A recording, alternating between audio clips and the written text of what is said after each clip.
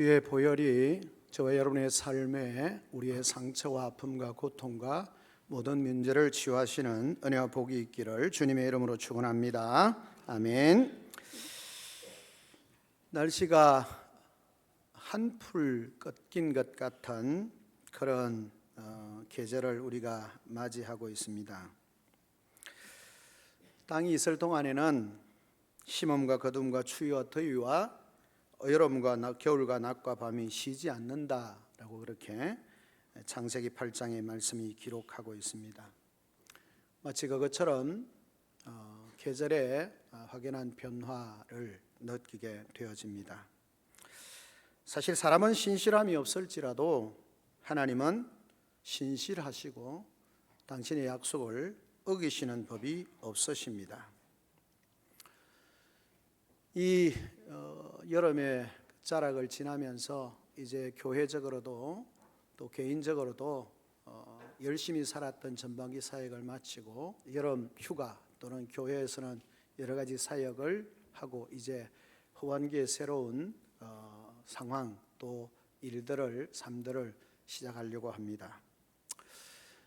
사람들이 우리가 아는 것처럼 첫 마음이 참 따뜻하고 좋지만 작심삼일인 것처럼 시간이 지나면 우리의 선한 마음 또 결단한 마음들이 쉽게 잊어지게 되어지는 것을 보게 되어집니다.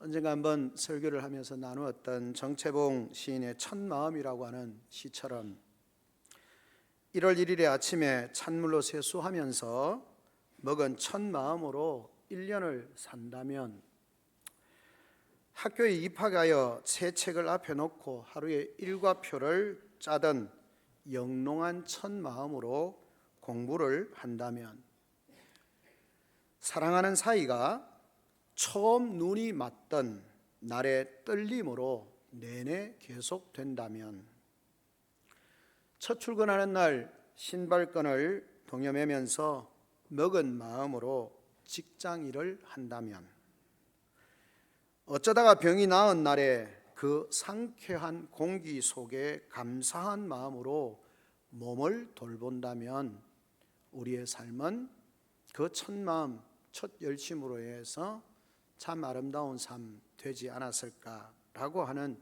마음을 담은 뒤에 있습니다마는 중량을 하면 그렇게 되어집니다.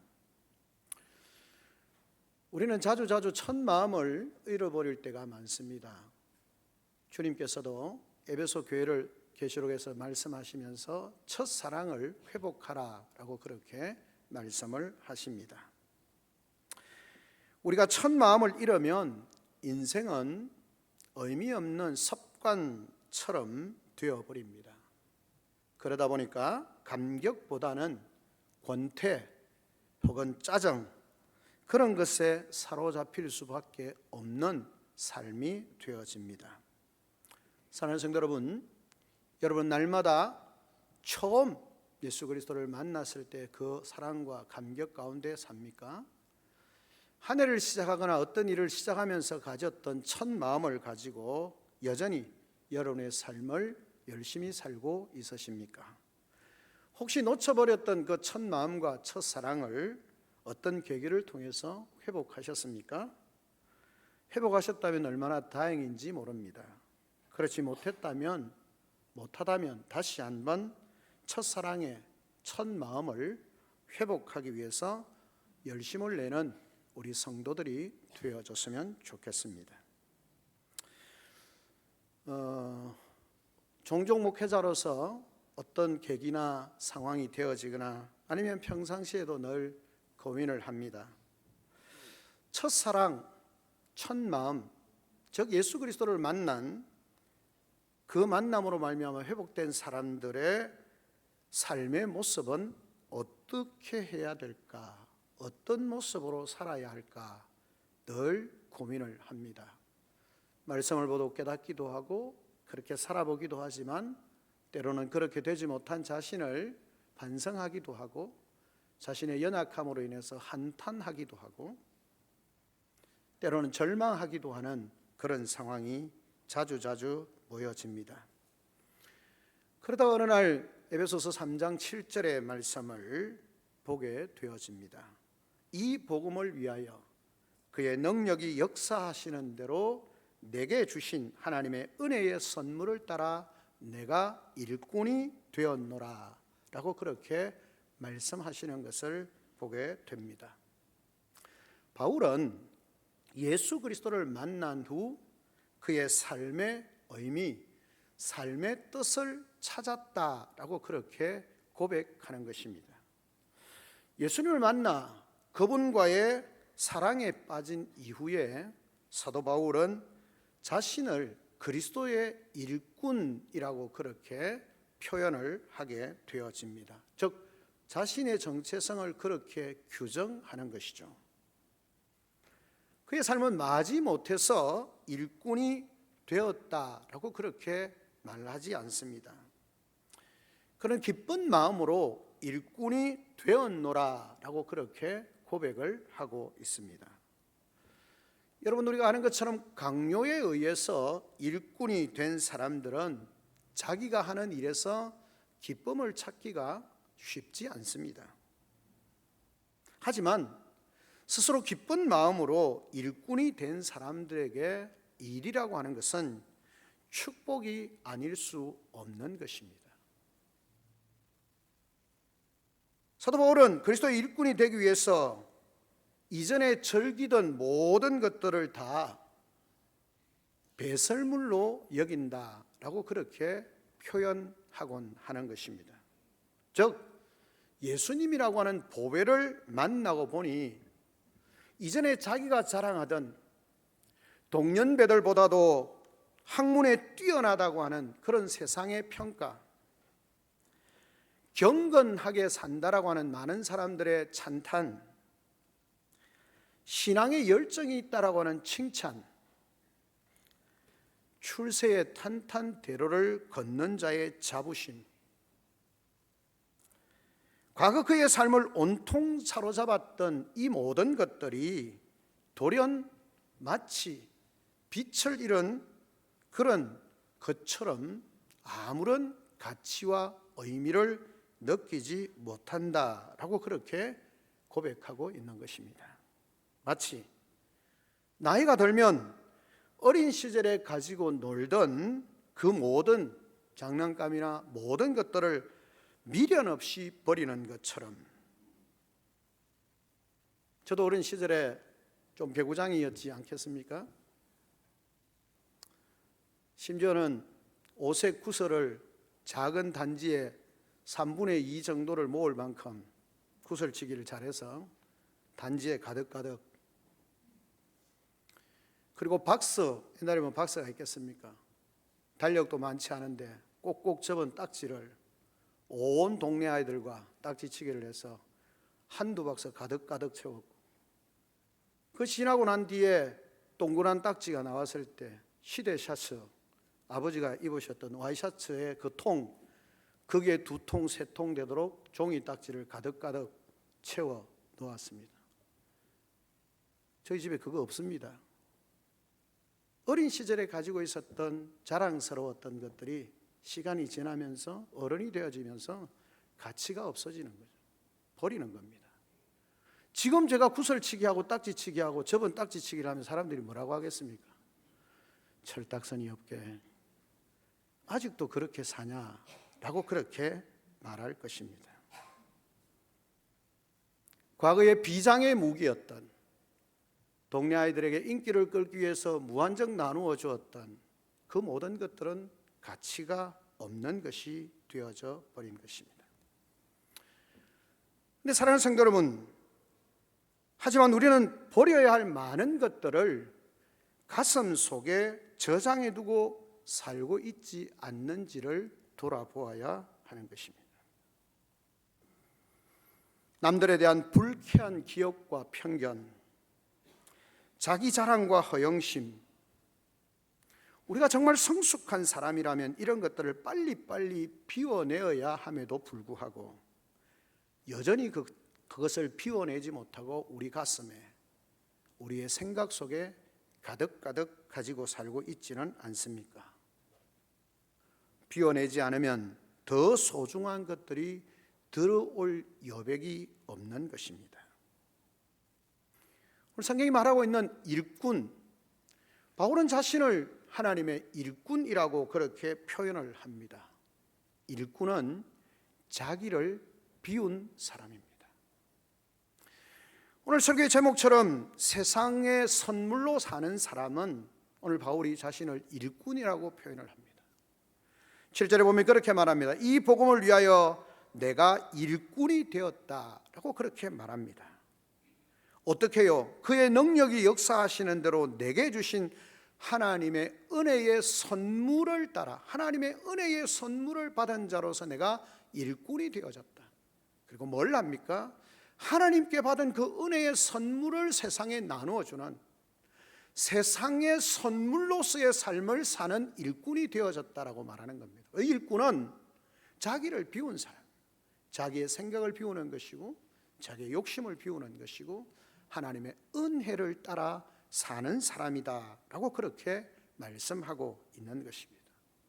과거에 우리의 자랑거리였던 사도 바울은 자기가 예수 그리스도를 만나기 전에 그 찬란했던 영광스러웠던 자랑거리였던 모든 것들을 버렸다고 그렇게 고백을 하는 것입니다. 일꾼, 그건 자신의 욕망을 따라 가지고 있던 모든 것들을 버리는 사람, 비우는 사람, 그 사람이 일꾼이고 그런 사람이 세상의 선물로 살 수 있는 사람이다라고 하는 것입니다. 그런가 하면 세상의 선물로 사는 사람은 일꾼일 뿐만 아니라 자기를 비우는 일꾼일 뿐만 아니라 진리 안에 사는 사람이다라고 그렇게 말할 수 있겠습니다. 여러분, 믿음이란 무엇이라고 생각하십니까? 여러 가지 믿음의 정의들을 많이 할 수 있는데요, 저는 믿음이라고 하는 것은 많은 것을 팔아서 하나를 사는 것입니다. 많은 것을 팔아서 하나를 사는 것입니다. 바울은 하나님의 은혜의 선물인 그분, 그 한 분 예수 그리스도와 만났기 때문에 그의 삶에 장식해주던 자랑거리들을 다 청산할 수 있었던 것입니다. 예수님이 비유로 말씀합니다. 어떤 사람이 그 진주를 사는 그 상인이 많은 진주 좋은 것들을 많이 사두었습니다. 그런데 어느 날 보나 세상에 오직 하나밖에 없을 것 같은 그 크고 아름답고 영광스러운 진주를 보았을 때 어떻게 합니까? 자기가 가지고 있던 모든 진주를 다 팔아서 있는 것 다 팔고는 그 진주 하나를 사는 것입니다. 믿음은 내가 가지고 있는 많은 것을 다 팔아서 하나를 사는 겁니다. 그 하나가 무엇입니까? 예수 그리스도입니다. 그것을 사는 것이다 라고 그렇게 말할 수 있습니다. 그래서 그 하나를 가지니까 어떻습니까? 그의 삶은 단순해지는 겁니다. 삶이 단순했기에 힘있게 살 수 있었던 것이 사도 바울의 삶이었습니다. 진리 안에 사는 삶이었습니다. 단순하다는 것은 정신이 이리저리 찢겨 있지 않다는 것입니다. 찢어져 있지 않다는 것입니다. 지식인들이 종종 왜 무력해 보입니까? 그렇게 무력해 보이는 까닭은 그들의 정신이 복잡하기 때문입니다. 복잡하다는 말은 무슨 말입니까? 메인대가 많다는 것입니다. 메인대가 많으면 자유롭지가 못합니다. 여러 가지 일에 매여 있으면요, 뭘 하려고 하면 제대로 할 수가 없어요. 이걸 하려고 하면 여기에 걸리고 저걸 하려고 하면 저기에 걸리고 온갖 것들에 우리의 마음과 생각들과 삶들이 걸리게 되는 것이죠. 자유롭지 못하게 되는 것입니다. 자유함이 없는데 삶의 힘이 있을 수 있겠습니까? 없는 것입니다. 진리가 우리를 자유케 한다는 말은 진리 안에 사는 사람은 복잡한 계산을 하지 않는다는 것입니다. 그래서 복잡한 계산을 하지 않기 때문에 처신이 단순하고 활달해지고 당당해진다는 겁니다. 복잡하지 않으니까 당당해진다는 것이죠. 사랑하는 성도 여러분, 진리 안에 사는 사람은 그 살아있음이 곧 하나님의 선물임을 깨닫고 알고 그 깨달은 바대로 사는 것입니다. 갈라디아서 고백하는 것처럼 내가 사는 것이 아니고 내 안에 그리스도께서 사신 것이다.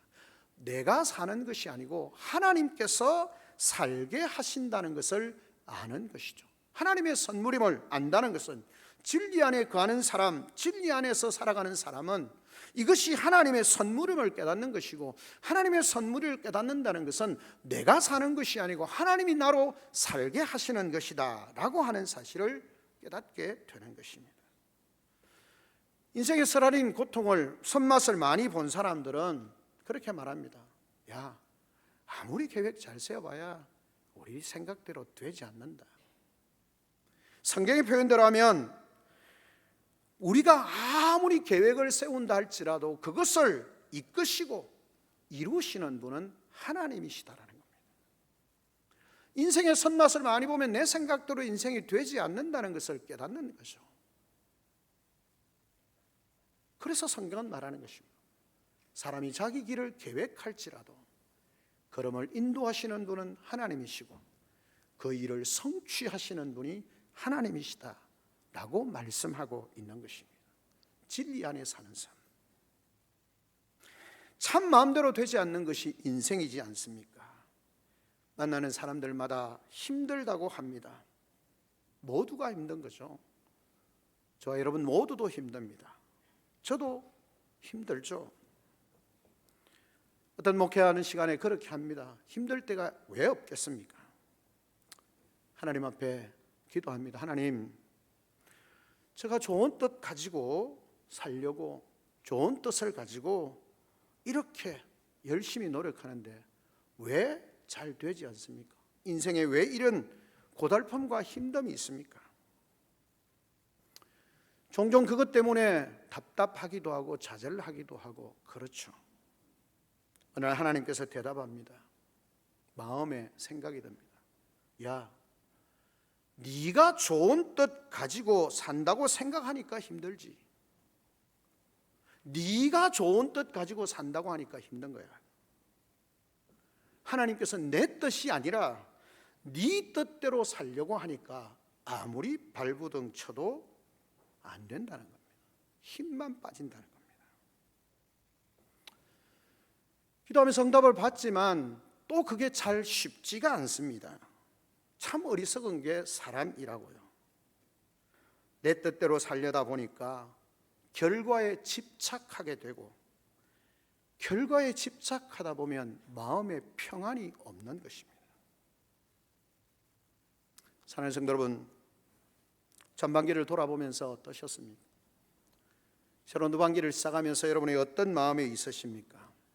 원래의 표현처럼 하나님의 뜻이면 아멘 하고 순종하는 우리 성도들과 교회가 되어지기를 주의 이름으로 축원합니다. 하나님의 뜻대로 살아보아야 합니다. 하나님의 일꾼이 되어져서 하나님의 뜻대로 살아야 하는 거죠. 하나님의 뜻대로 산다는 것은 무엇일까요? 오늘 본문의 말씀은 그렇게 말합니다. 우리를 세상에 선물로 살아야 한다라고 그렇게 말씀하고 있는 것입니다. 그러므로 우리 성도의 삶은 세상에 선물로 사는 삶입니다. 종경 새벽에 하나님 앞에 기도합니다. 하나님, 우리 교회가, 성도들의 삶이 이 땅을 살아가는 많은 사람들에게 생명과 축복의 통로가 되어지는 삶이 되기를 기도합니다. 하나님, 우리 금호교회가 이 지역 사회에 하나님의 은혜와 영생과 생명의 통로가 되어지는 삶이 되기를 원하고, 성도들이 그들이 서 있는 곳곳에서 하나님의 생명과 은혜와 축복의 통로가 되어지기를 기도합니다. 그것이 바로 선물로 산다는 것입니다. 선물로 산다는 것은 비장한 결심을 하여야 하는 그런 일은 아닙니다. 특별히 사람들만 할 수 있는 그런 특별한 사람들이 할 수 있는 일이 아니라는 겁니다. 마음만 먹으면 누구나 사실 할 수 있는 것입니다. 세상에 선물로 사는 삶, 여러분 멀리 있는 것이 아니라 가까이에 있죠. 목마른 이에게 시원한 물 한 잔을 전해주는 것, 그건 더할 나위 없는 좋은 선물이 되지 않겠습니까? 배고픈 사람에게는 식은 밥일망정 정성으로 차려주는 밥상이 선물이지 않겠습니까? 외로운 이들에게 다가가 벗이 되어주는 것이 얼마나 좋은 선물이 되겠습니까? 인정에 굶주린 이들에게 따뜻한 말 한마디, 다정한 눈빛조차 좋은 선물이 되는 것입니다. 상대방 입장에서 서서 그의 불편을 덜어주려는 작은 실천, 너무 좋은 선물이지 않겠습니까?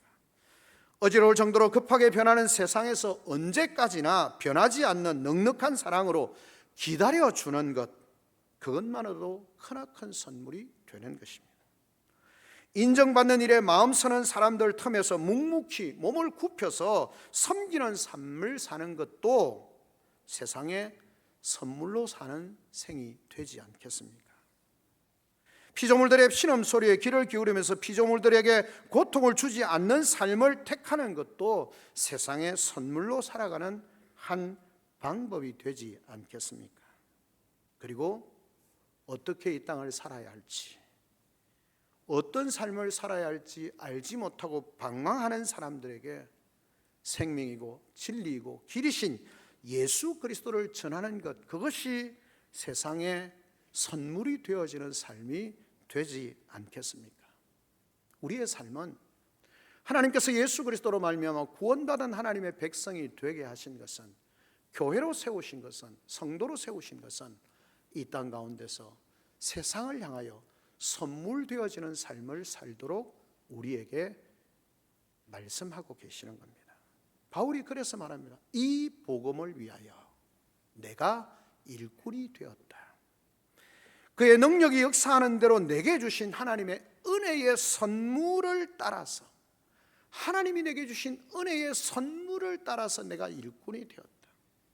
하나님이 내게 주신 그 은혜의 선물을 이 세상 가운데 드러내는 선물 되어지는 삶으로 하나님께서 나를 일꾼으로 부르셨다라고 그렇게 말씀하고 있는 것입니다.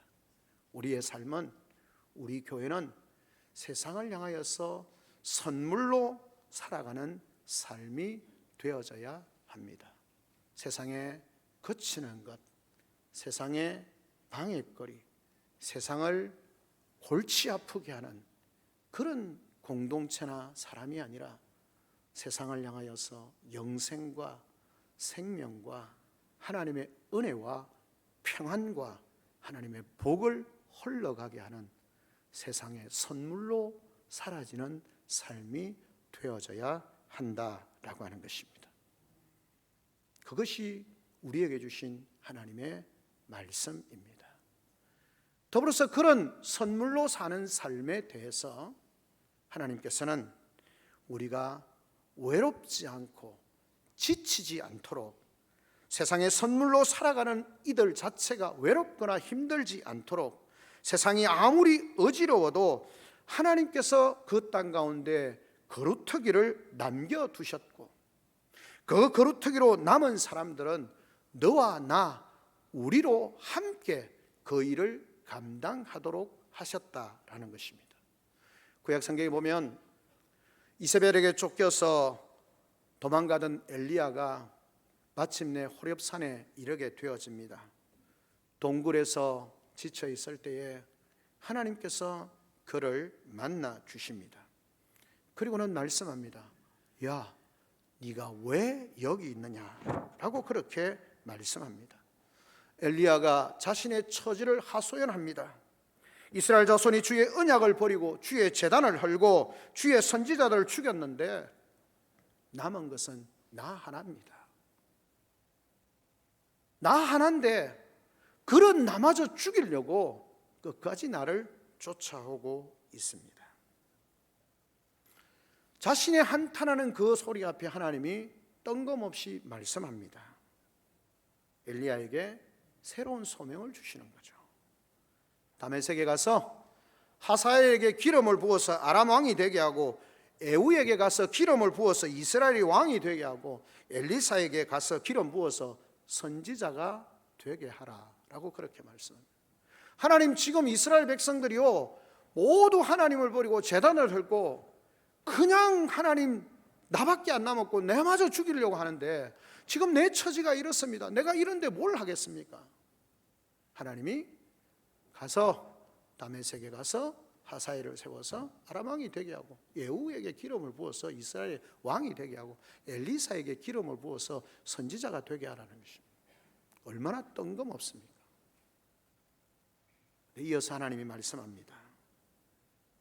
내가 바알에게 무릎 꿇지 않은, 그리고 입 맞추지 않는 선지자를 7,000명이나 남겨두었다.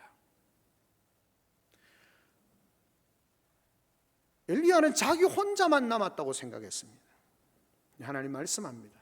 바알에게 무릎 꿇지 않는 7,000명을 남겨놓았다. 하나님, 이 세상에 나 하나만 남았습니다 라고 하는 생각은 하나님을 무시하는 거라는 거죠. 그것이 교만입니다. 교만이 다른 것이 아닙니다. 다른 사람들은 다 안 하는데 내만 고생하고 있습니다. 내만 열심히 하고 있는데 다른 사람은 아무것도 안 합니다. 그게 교만입니다. 엘리야가 다 죽고 모든 사람들 다 죽이고 내 혼자 남았습니다. 내 혼자 할 수 있는 게 아무것도 없습니다. 아니, 7,000명이 남았다.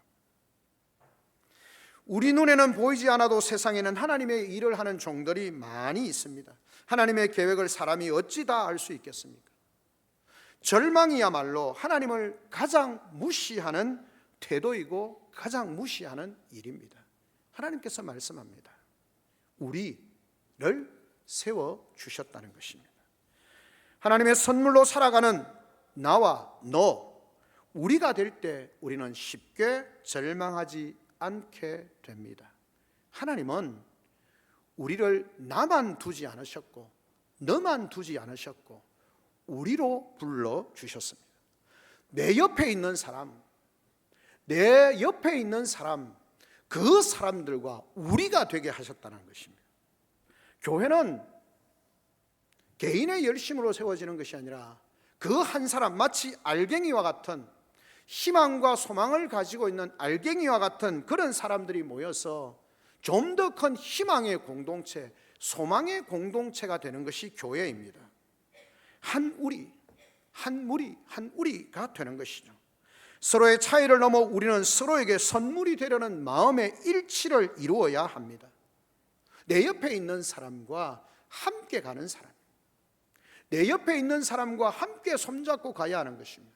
우리 속에 그 의식이 없으면 우리는 하나님의 일을 이루어갈 수가 없는 것이죠. 전도서의 기자는 함께함의 아름다움을 노래하고 있습니다.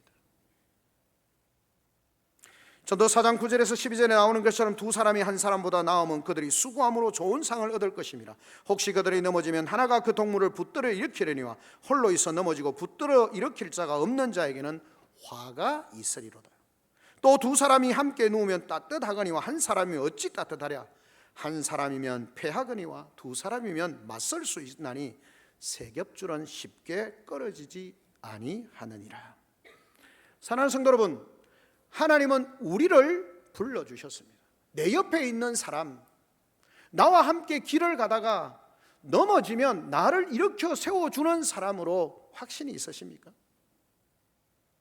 나와 함께 가던 사람이 넘어지면 그 사람을 일으켜 주어야 하는 것이 나의 사명이고 내가 사랑하는 그 성도를 향한 나의 자세라는 것을 깨닫고 계십니까?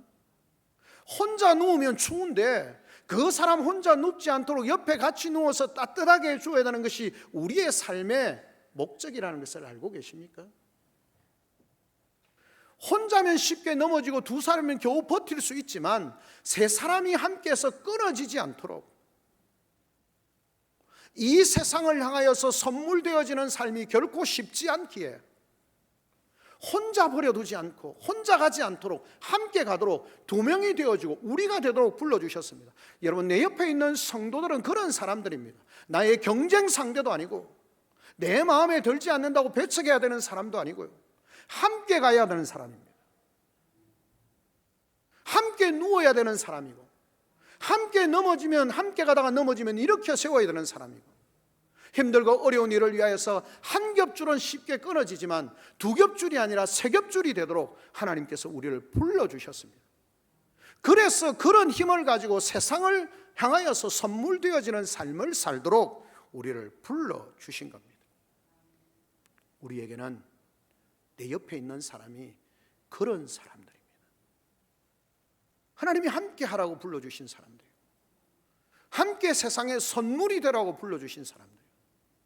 그러기에 우리의 연약함과 부족함과 그 모든 것을 넘어서 우리는 함께 가야 하고, 넘어지면 일으켜 세워져야 하고, 추위에 오들오들 떨고 있는 사람이 있으면 함께 누워서 따뜻함을 보존해야 되고, 끊어질 듯 위험한 사람이 있으면 힘을 모으고 모아서 두 겹줄, 세 겹줄이 되어져서 쉽게 끊어지지 않도록, 쉽게 절망하지 않도록 만들어야 하는 것이 이 세상에 선물되어지는 삶을 위하여서 하나님께서 우리를 불러주신 것임을 기억해야 하는 것입니다. 우리 교회는 세상에 선물로 사는 우리입니다. 우리가 세상의 선물로 살기 위해서 땀 흘릴 때 주님의 얼굴을 한결 환하게 보게 될 것이고, 이 모든 일의 주체는 성도들 한 사람 한 사람 여러분이 되어야 하는 것입니다. 이 목표는 내일이 아니라 오늘이어야 합니다. 매 순간순간 우리는 세상을 향하여 선물되어지는 삶이 되어져야 되고, 일꾼이 되어져야 되고, 우리의 삶 속에서 자기를 비우는 사람이 되어질 뿐만 아니라 하나님 안에서 우리의 삶 자체가 하나님의 뜻을 이루는 진리 안에 사는 삶이 되어져야 되고, 우리가 되어져야 되고, 선물되어지는 삶으로 세상 가운데 드러나야 한다는 사실을 기억해야 하는 것입니다. 올 한 해 남은 기간 새로운 후반기를 시작하면서 하나님께서 우리에게 주신 이 놀라운 은혜, 사도 바울의 고백처럼 앞에 나오는 것처럼 그가 고백하는 것입니다. 하나님의 은혜 경륜을 너희가 들었을 것이고, 내가 비밀을 알게 되었다는 것을 너희가 알게 될 것이고, 거룩한 사도들과 선지자들의 성령으로 나타내신 것까지 다른 세대에서 사람의 아들들에게도 알리지 아니하셨으니, 이는 이방인들의 복음으로 말미암아 그리스도 예수 안에서 함께 상속자가 되고 함께 지체가 되고 함께 약속에 참여하는 자가 되게 하기 위하여서 우리로 하여금 세상을 향하여서 선물되어지는 삶을 살도록 먼저 구원받은 우리로 하여금 그 이방인들도, 그 열방에 있는 사람들도 그 생명의 은혜 안에 축복의 삶을 살도록 우리를 통해서 역사하시기 위해서 우리를 일꾼 삼아 주셨다. 우리 자신의 삶이, 우리 교회가 이 세상을 향하여 선물되어지는 삶으로, 일꾼으로 그렇게 세워지는 우리 귀한 성도들의 삶이 되어지기를, 그래서 오늘 내일 매 순간 우리의 삶이 하나님의 은혜와 성령의 도우심 가운데 세상을 향하여 선물되어지는 축복된 삶으로 세워지고, 내 옆에 있는 사람들, 하나님이 함께 불러주신 이 귀하고 아름다운 사람들이 함께 가야 하는 사람, 이렇게 세워줘야 하는 사람이고, 이렇게 세움을 받아야 하는 사람이고, 함께 따뜻하게 해야 되는 사람이고, 함께 삼겹줄로 끊어지지 않아야 하는 사람이라는 사실을 깨닫고 하나님의 은혜 안에서 이 귀하고 복된 삶을 아름답게 이루어가고 성취해가는 복된 우리 성도들과 주의 몸된 교회 되어지기를 주님의 이름으로 축원합니다. 아멘. 우리 시간 다 잠목소리 한번 하나님 앞에 기도하며 나아가겠습니다. 하나님 감사합니다. 복음의 일꾼으로, 자기를 비운 자로, 하나님 진리를 따라 사는 자로, 또 선물되어지는 삶으로 우리의 연약함을 알기에 나와 너가 아니라 우리로 불러주셔서 함께하는 그런 삶을 통해서 세상에 선물되어지는 삶으로 우리 성도들과 교회를 세워주셨는데, 하나님 이 사명을 잘 감당하는 그런 은혜와 복이 있게 하시고, 이 사명을 감당하기 위해서 우리가 함께 영적으로 함께 힘을 모으고 함께 주의 뜻을 이루어가는 복된 삶이 되도록 주님 역사하여 주시옵소서. 말씀을 붙들고 우리 교회 사명을 붙들고 함께 기도하는 시간을 갖겠습니다. 다 같이 기도합니다.